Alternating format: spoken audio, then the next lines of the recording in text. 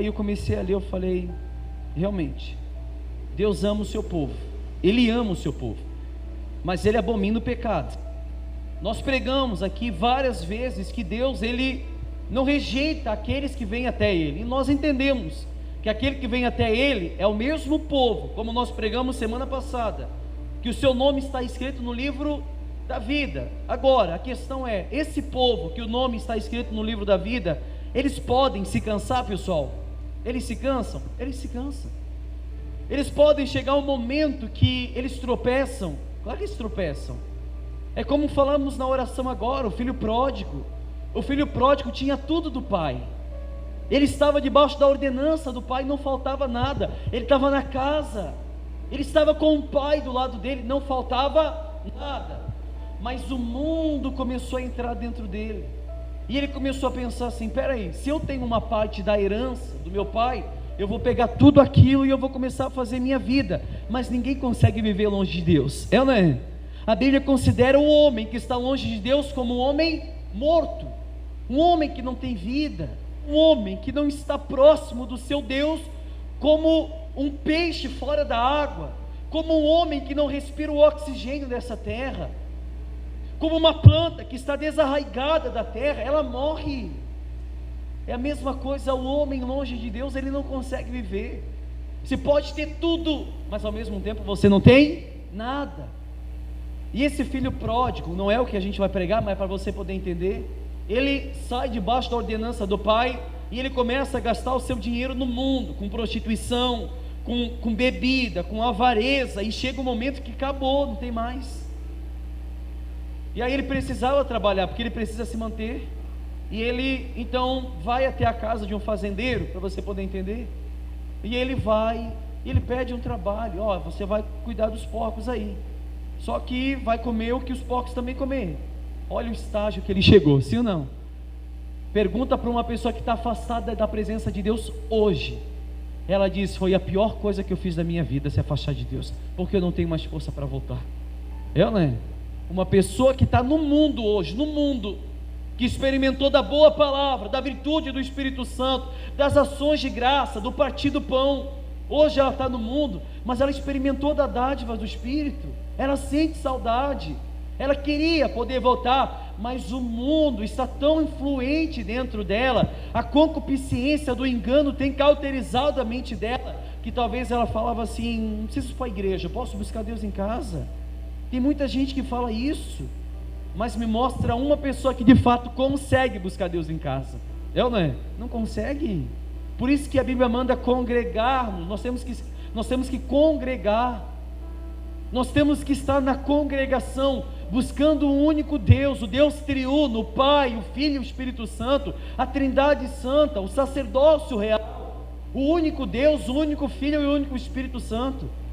Esse filho, quando ele começa a comer das bolotas dos porcos, ele começa a lembrar, meu Deus, quando eu estava na casa do meu pai eu tinha tudo, não faltava nada. É a mesma coisa da pessoa que está no mundo hoje, falava assim, meu Deus, quando eu estava na igreja eu tinha o brilho do Espírito Santo, as pessoas que olhavam para o meu rosto, não viam o meu semblante caído, não via a escuridão no meu rosto.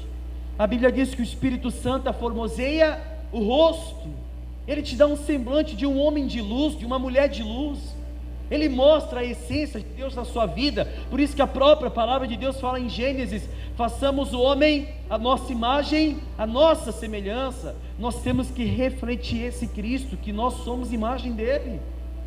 E como que nós refletimos isso, pastor? Estando debaixo da poderosa mão do Deus Altíssimo, amém? Quando ele lembra que ele tinha tudo, ele faz o quê? Olha, eu vou voltar para a casa do meu pai, e eu vou falar, pai, faz-me de um teu servo, porque eu pequei contra ti. Ele começa a pensar como que ele vai voltar, e ele volta. E quando ele está voltando, quem está de braços abertos? O pai. Será que Deus não está esperando esse povo voltar, pessoal? Claro que está. Deus não está de braços abertos? Claro que está. Ele está de braços abertos. Eu vou mostrar aqui em Isaías 43 para vocês, que Deus, Ele fala assim, não me preocupo que se vocês deixaram o sacrifício de lado, se vocês têm deixado de me oferecer aquilo que vocês ofereciam, não é isso que eu estou falando ao povo de Israel. mas vocês estão se afastando pelo pecado de vocês.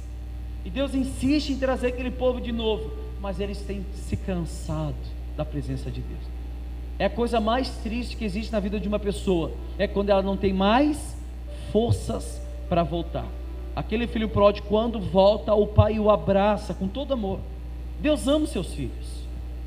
Nós pregamos ira, nós pregamos que Deus odeia, a Bíblia mesmo fala isso. Salmos 5:5, Salmos 11:5, Romanos capítulo 9, Isaías 45 versículo 7, tem várias passagens que mostram a ira de Deus caindo sobre o pecador.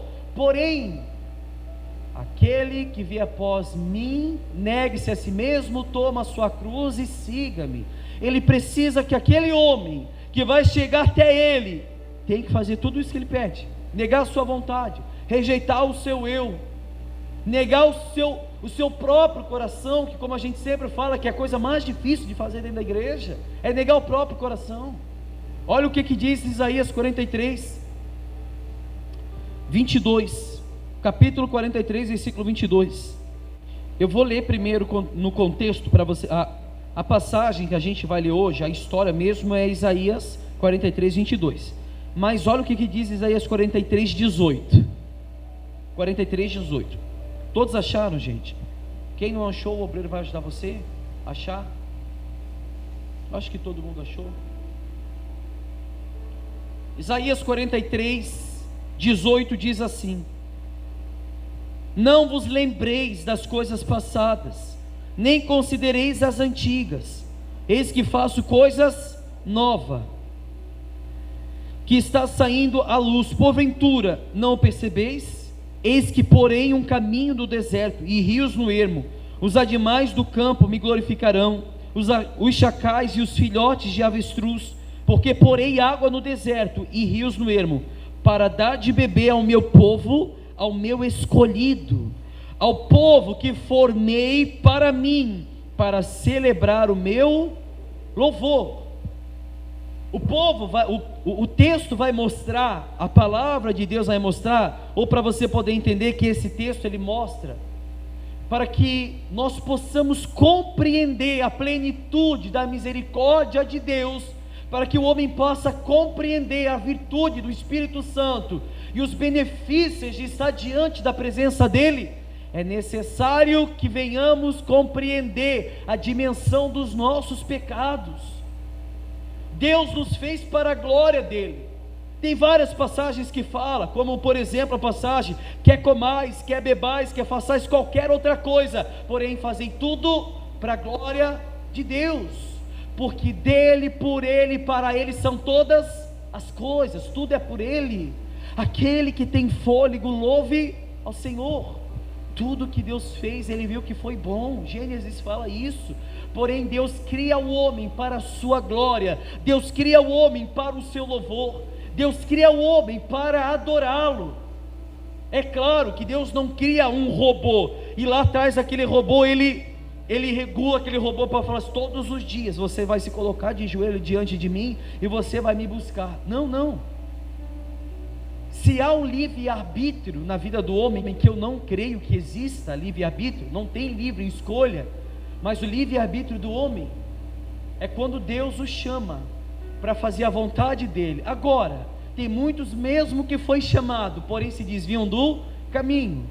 Deus, Ele é o causador do mal circunstancial, não do mal moral, porque o mal moral habita dentro do homem, o pecado é constante dentro dele.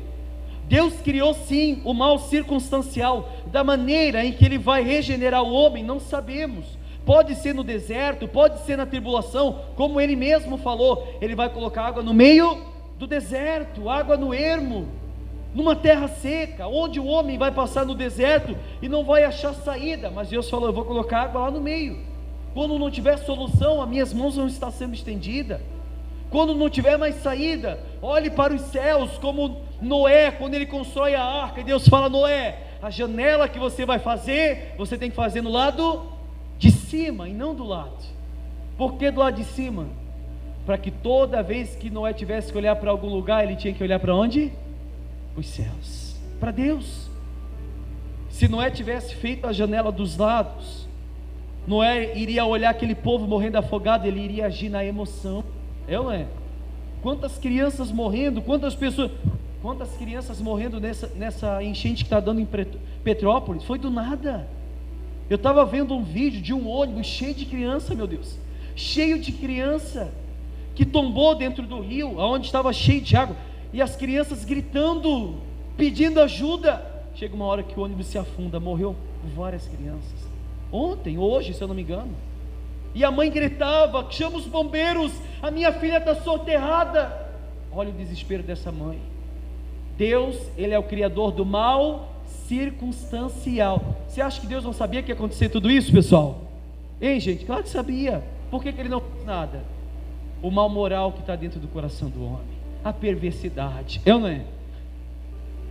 É como a gente sempre fala, tudo é criado por meio da palavra de Deus, os céus, a terra e tudo que nele há.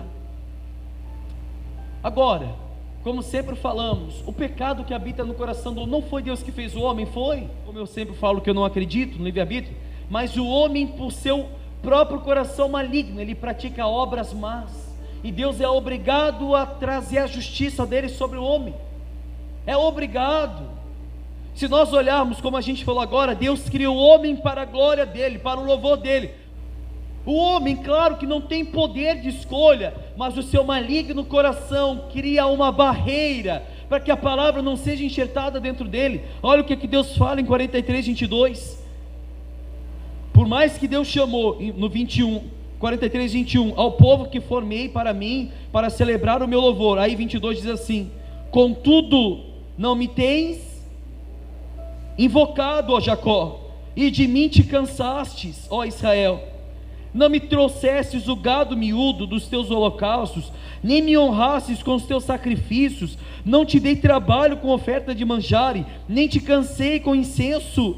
Não me comprastes por dinheiro cana aromática, nem com gordura dos teus sacrifícios me satisfizestes, mas me desses trabalho com os teus pecados, e me cansastes com as tuas iniquidades. Olha esse texto, olha o que Deus fala aí. Se você olhar com tudo, Deus fala assim: eu criei o povo de Israel, os meus escolhidos, porque Ele fala que é o escolhido dele. Eu criei eles para o louvor meu, porém, contudo, eles não me invocaram. Se o homem fosse um robô espiritual, a tendência era que o homem invocasse a Deus. Como diz em Salmos: invoca-me, é o dia da tua angústia, e verá o meu livramento, e tu me glorificarás. Salmo 50:15, se eu não me engano. Jeremias 33:3, clama a mim, e responder-te-ei, e anunciar-te-ei coisas grandes e ocultas que não sabes. Deus precisa que o seu povo clame a Ele, que invoque o seu Deus, para que o próprio Deus manifeste as suas maravilhas sobre nós. A Bíblia mesmo diz que sem santidade ninguém verá a Deus, impossível. É necessário que eu clame a Ele, para que pelo poder dEle, pela vontade dEle, como Ele disse para Davi, até o desejo de adorar Ele vem dEle.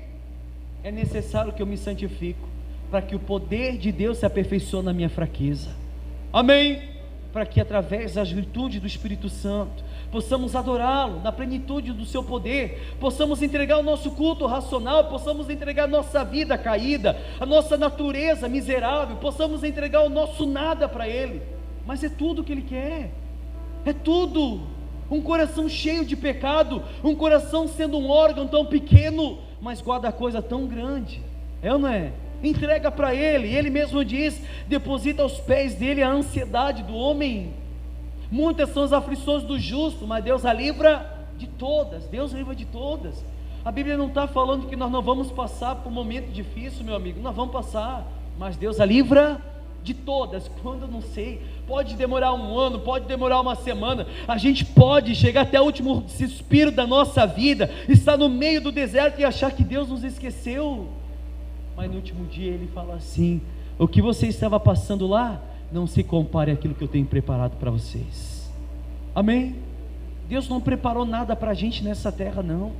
Nem olhos viram, nem ouvidos ouviram, e nunca se penetrou no coração do homem aquilo que está preparado para todos aqueles que amam a Deus. É como eu sempre falo, a teologia da prosperidade usa essa passagem como um ermo, ou como um termo de prosperidade, que Deus está preparando. Não, meu amigo, você quer ser rico, já penetrou no seu coração, sim ou não? Mas a Bíblia diz que o que Ele tem preparado nunca penetrou no coração do homem, olhos nunca viram. Você já viu riqueza pela televisão, você já viu riqueza pessoalmente, mas olhos nunca viram, ouvidos nunca ouviram o que Ele tem preparado. O que Ele preparou? A salvação do justo, a salvação dos seus redimidos. É chegado o dia dos meus redimidos. Ele mesmo fala na palavra, chegou o dia, eis aí o dia aceitável do Senhor, eis o dia da salvação, o dia da salvação e o dia aceitável, quando a palavra é apregoada, e como diz Isaías, quem deu crédito à nossa pregação, e a quem se manifestou o braço forte do Senhor? A quem? E a gente olha para a palavra da verdade: contudo não me tens invocado, ó Jacó, e de mim te cansastes. Deus fala assim, nesse texto a gente consegue interpretar muita coisa. Deus falou assim para o povo de Israel, para Jacó, era aquele povo: pessoal, eu não pedi para vocês, eu não insisti em vocês no sacrifício, na queima de incenso, nos seus animais, nos seus gados gordos, não, eu não queria nada disso. A única coisa que pesou no meu coração é o pecado de vocês. Vocês dizem que vocês cansaram. O povo do passado estava cansado de chegar no altar, queimar incenso, apresentar o animal coxo, o animal aleijado, o animal perfeito, seja o que eles apresentavam. O povo estava cansado disso. Deus não estava se importando apenas com isso. Deus estava falando assim: tudo bem, vocês ofereceram o seu sacrifício, mas isso não é o suficiente. Vocês se cansaram de mim, vocês deixaram de me invocar, vocês deixaram a pedra de esquina, vocês deixaram a pedra angular, vocês deixaram o sangue precioso de Cristo. Como tudo do Velho Testamento era voltado como sombra para Ele, deixaram a Cristo de lado. Se a gente olhar para a nossa vida hoje, a gente chega diante de Deus, até oramos, até tentamos mostrar uma oração fictícia, uma oração rala, algo de momento. Estamos cansados, meu Deus, a gente está cansado. A gente trabalhou a semana toda, a gente tem que cuidar de casa, cuidar de filho, cuidar de trabalho, temos muitas coisas a se preocupar. Deus está falando assim: mas não é isso que estou me importando, não. Eu estou me importando porque vocês pecaram contra mim. Pecaram. Não quer orar, meu amigo? Não tem problema não, mas não peque, porque o que te afasta do teu Deus é o teu pecado. A oração te santifica e te aproxima do teu Deus. Não estou dizendo que você tem que deixar de orar, não, é a coisa mais preciosa que existe na vida de um homem. Certa vez Leonardo Ravenhill disse assim: eu prefiro chegar num lugar que tenha exército de homens armado até os dentes, do que encontrar naquele lugar um homem de oração, porque um homem de oração faz estrago. Amém? Um homem de oração estremece o inferno, um homem de oração abala os céus. Dizem que quando Leonardo Ravenhill dobrava o seu joelho para orar, diz os historiadores que os céus se calavam, os céus paravam para ouvir a sua oração. Se você assistir uma pregação de Leonardo Ravenhill, você consegue ver Cristo nele, você consegue ver Cristo. Ah, que maravilha, o Espírito Santo falando através da boca dele. Um homem que orava aproximadamente 8 horas por dia. Você sabe o que é isso, pessoal? Um homem que tinha intimidade com Deus. Ele falava que tinha momentos que ele iria dormir cedo, para poder acordar de madrugada, e passar a madrugada inteira até o outro dia de manhã orando.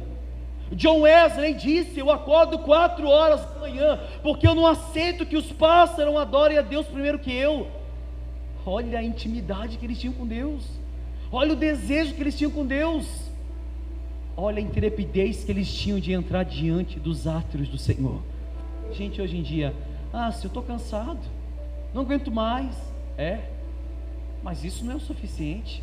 Deus mesmo está falando: não quero saber dos seus animais cheios de gordura, dos seus incensários, da cana aromática, não é isso que eu quero saber. A única coisa que eu estou irado contra vocês é que mesmo que vocês deixaram de tudo isso, ainda vocês permaneceram nos seus pecados. Vocês dizem que se cansaram, mas quem cansou foi eu. Você vê que Deus mesmo fala.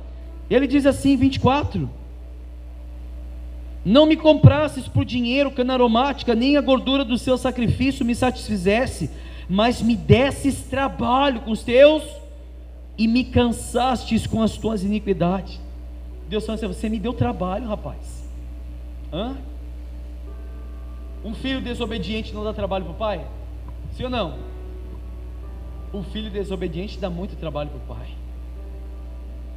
E Deus fala assim: vocês me deram trabalho, fui eu que me cansei de vocês.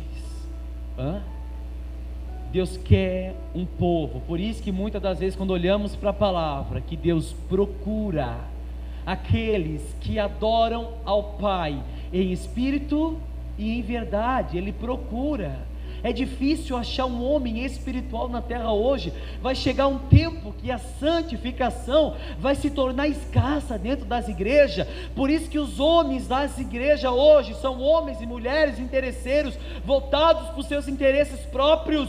Como diz Filipenses 2:21, o povo busca aquilo que é do seu proveito e não o que é de Cristo Jesus. Eles não buscam o que é de Deus. Eles querem buscar o que é do seu proveito, do seu interesse. Eles não buscam a Deus na sua plenitude. Não, eu quero sentar na cadeira porque me ofereceram algo. Nós oferecemos Cristo, amém? Nós oferecemos Cristo ressuscitado. Nós oferecemos a Trindade Santa, para que quando você for constrangido por esse Evangelho, que no meio das trevas que habitava dentro de vocês, que a luz resplandeça no meio da escuridão. Aqueles que beberem dessa água nunca mais tornará a ter sede, e do seu interior fluirão rios de águas vivas aos sedentos. Um homem que tem Deus, um homem que tem caráter de um cristão. Quando os discípulos foram até Antioquia para pregar o Evangelho, que Tiago assumiu o concílio entre os discípulos, e eles falavam assim: nós vamos pregar somente Cristo aqui. A Bíblia diz que todo aquele povo de Antioquia, foi a primeira vez que os discípulos foram chamados de cristão. Primeira vez, porque eles mostraram Cristo. Cristo estava juntamente com ele, e o povo olhavam para ele: esses são verdadeiros cristãos. Será que se nós sairmos na rua hoje, vão chamar a gente de cristão? Ou vão falar assim: nem parece que está na igreja? Que não demonstra que Cristo que salvou ele. Porque se esse Cristo que salvou ele, da maneira que ele vive, então salvou eu também. É ou não é? Não tem diferença. A Bíblia mesmo diz em Malaquias que haveria a diferença entre aquele que serve e aquele que não serve. Agora eu pergunto uma coisa: está tendo diferença, pessoal? Não está tendo diferença. Não está tendo diferença. Mas, infelizmente, a tendência é piorar. Amém? 43:25. Ele diz assim: eu mesmo sou o que apago as suas transgressões por amor. Pode ver que ele não fala por amor de vocês, ele fala por amor de mim. Ele fala que é por amor a ele. E dos teus pecados não me lembro. Presta muita atenção. Olha só o que ele fala aqui: desperta a minha memória, entremos juntos em juízo, apresenta as tuas razões para que eu possa te justificar-te, para que possas justificar-te. Deus está falando assim: desperta a minha memória, desperta a memória, traga os seus pecados até mim, porque nós dois juntamente entraremos em juízo, para que eu possa te justificar. É aquele pai, aquela mãe que pega o filho, que o filho está com problema, está com dificuldade, o filho está conturbado, e o pai fala assim: vem cá meu filho, senta aqui, conversa com a mãe, conversa com o pai, fala o que você está precisando, que o pai vai te ajudar. O pai vai te ajudar, a mãe vai te ajudar. Se abra, meu filho. Era isso que Deus estava falando para o povo de Israel. Por mais que Deus falava assim: vocês não me enfocam, vocês não me buscam, vocês estão me deixando de lado, os seus pecados estão criando uma barreira entre eu e vocês. Porém venham, pessoal, despertam a mente de vocês, olhem o que vocês estão fazendo e colocam em juízo, para que eu possa te justificar. Deus ainda dando mais uma oportunidade. venham, sente-se, coloquem para fora todos os seus pecados. Se confessares os seus pecados, Ele é fiel para perdoar. Ele mesmo diz: eu mesmo apago as suas transgressões e os seus pecados. Eu apago, mas temos que confessar. Pecado confessado é perdoado. É como eu sempre falo, tem gente que não se constrange, tem gente que não se arrepende, ela se convence. Tem gente que chega diante de Deus, a sua oração é em prol do seu pecado, ela até chora, ela até pede para Deus, para que Deus possa libertar ela das iniquidades, mas é um momento que amanhã ela faz a mesma coisa. Não, pessoal, entre em juízo com teu Deus, entre em juízo com Ele, expõe para fora aquilo que está te trazendo problemas. Não estou falando problemas do lado de fora, mas problemas espirituais, porque se a sua vida espiritual está mal, todas as áreas da sua vida vai mal. A Bíblia mesmo diz: guardai-vos o coração, porque é dele que procede as saídas da vida. E Deus habita onde? Dentro do nosso coração, não é? Dentro do coração. Se o coração está mal, tudo vai mal. Vai mal o casamento, vai mal a vida financeira, vai tudo mal. Mas Ele pede: entre em juízo, entre em juízo, confessa os seus pecados a Israel. É como diz a palavra em Mateus: Jerusalém, Jerusalém, que mata os profetas, que apedrejas aqueles que te foi enviado. Deus fala assim: quantas vezes quis eu ajuntar vocês debaixo das minhas asas, assim como a galinha junta os seus pintinhos, mas vocês não quiseram. Vocês não quiseram. Deus insistindo no seu povo. Infelizmente, o povo da geração do século 21, a santidade vai se tornar coisa rala dentro das igrejas. A santificação vai se tornar escassa dentro das igrejas, porque o povo não quer se santificar. O povo não quer buscar Deus e deixar os pecados de lado. Não, nós queremos buscar Deus engodados de pecado, cheios de iniquidade, cheios, meu Deus. Mas o pecado se faz presente na vida de um povo que não conheceu a Deus e apenas ouviu falar dele. Amém, pessoal? E se você olhar para Jeremias capítulo 4, versículo 1, você pode ver que o próprio Deus diz assim: se voltares, ó Israel, sim voltarás, e tirares diante dos meus olhos as suas abominações, não andarás mais vagueando. Se voltares e tirares diante dos meus olhos as tuas abominações, os seus pecados, as suas iniquidades, não andarás mais vagueando. A única coisa que afasta vocês do seu Deus é o seu pecado. Isaías 59 diz isso. Então, se nós olharmos pela palavra da verdade, o povo tem se cansado. Talvez hoje, como nós vivemos no tempo da graça, pastor, mas a gente não sacrificamos mais, não queimamos incenso, o povo se cansou por isso. Mas tem gente que se cansou, sabe do quê? De orar. Tem gente que se cansou, sabe do quê? De apresentar a Deus o seu jejum, de apresentar a Deus as suas prioridades. Deixaram. Tinha gente que antigamente deixava tudo de lado para buscar a face de Deus. Hoje tem gente que prefere tudo e deixa Deus de lado. Inverteu-se os valores dentro da pessoa. Deus tem se irado contra ela, mas Deus tem insistido. Deus tem insistido no seu povo. Tem muita gente que se cansou faz muito tempo, não é?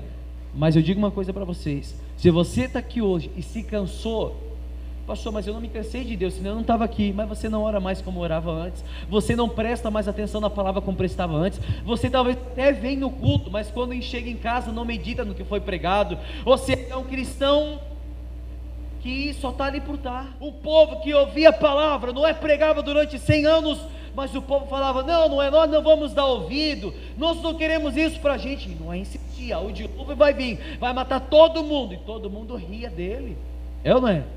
Mas Noé permaneceu. Noé permaneceu na palavra. Amém, gente? É isso que eu tenho para deixar para vocês. Pastor, realmente eu tenho me cansado. É como eu estava falando com o obreiro Valmor hoje. Ele até me perguntou sobre a história de Elias, que Elias se cansou também. Jezabel ameaça Elias, um homem de Deus, que fez o fogo descer do céu e matar os profetas de Baal, mas ele fugiu por uma mulher. Ele fugiu de uma mulher, Jezabel. Jezabel era esposa de Acabe, e Jezabel vai e ameaça Elias, e quando ameaça, ele vai, senta debaixo de uma árvore e fala: ó Deus, mata-me, porque eu não sou melhor que os meus pais. Se sentiu cansado, se sentiu no seu auge de cansaço, e ele pede a morte para Deus. Digamos que ele se sentiu depressivo, e ele pega no sono, e chega um anjo e fala assim: ei, ô Elias, vamos, tem muito caminho para andar ainda, né? E ele levanta, ele come o pão e bebe a água e se manda. Todo mundo cansa, mas nós não podemos estacionar no caminho. Amém, pessoal? Você acha que eu não tenho vontade de parar? Ei, gente, você acha que não é cansativo para mim? Ainda mais para o pastor que vocês têm. Vocês não conhecem a minha vida particular. É como eu sempre falo, tem gente que acha que é fácil. O pastor tá, eu cheguei em cima da hora hoje. Foi difícil, mas cheguei, amém? Mas não é fácil. Mas estamos aqui presentes para buscar aquele que nos libertou. Se foi Ele que nos libertou, nós vamos ter prazer de buscar Ele todos os dias da nossa vida. Todos os dias, amém? Disse Davi: mais vale um dia nos teus átrios do que 1000 dias onde? No mundo. Mais vale um dia aqui. E isso que a gente está fazendo aqui agora, mais vale isso daqui do que 1000 dias no mundo. Isso daqui é eterno. O que o mundo nos oferece é passageiro. Amém? É isso que eu tenho para deixar para vocês. Vamos ficar de pé. Aplauda Jesus bem forte, Ele merece.